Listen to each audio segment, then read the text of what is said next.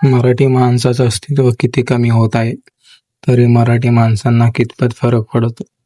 गेल्या काही दिवसांपासून मराठी संदर्भात विषय खूप गाजत आहे. मग तो भाषा विषय असो किंवा वैयक्तिक मराठी माणसासाठी असो, पण कारवाई फक्त मराठी माणसावरच होत आहे.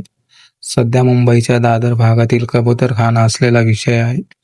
कबूतरखाना हा गेल्या 50 वर्षापासून अस्तित्वात आहे, पण सध्या वातावरण इतके वाईट आहे की जैन समाजांमध्ये कबुतराला मारण्याची प्रथा आहे, पण दुसरीकडे ह्याच कबुतरांमुळे माणसांची प्रकृती खालावत आहे. त्यांच्या पिसांमध्ये असणारे जंतू हे माणसांच्या आजाराचे कारण आहे.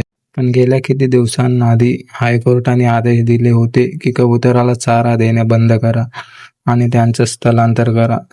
तरीही जैन समाजाचे लोक त्यांना रोज चारा घालतात. कबुतरांवर सुद्धा ताडपत्री टाकण्यात आली होती. ती जैन समाजाच्या लोकांनी काढून टाकली. तेही वारंवार करत आहेत, तेही कोर्टाचे आदेश धुडकावून. काही जैन मुनींनी वेळ पडल्यास शस्त्र उचलू अशी भावना व्यक्त करण्यात आली, तरी त्यांच्यावर काहीच कारवाई नाही.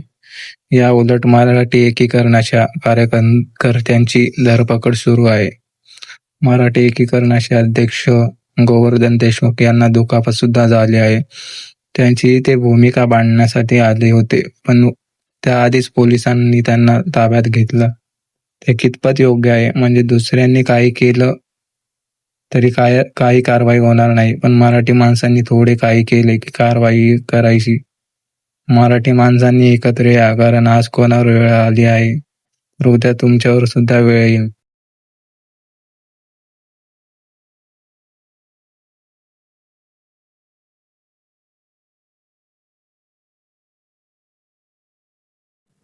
आणि ही माहिती सर्वांना शेअर सुद्धा कर. कबूतरखान्यावर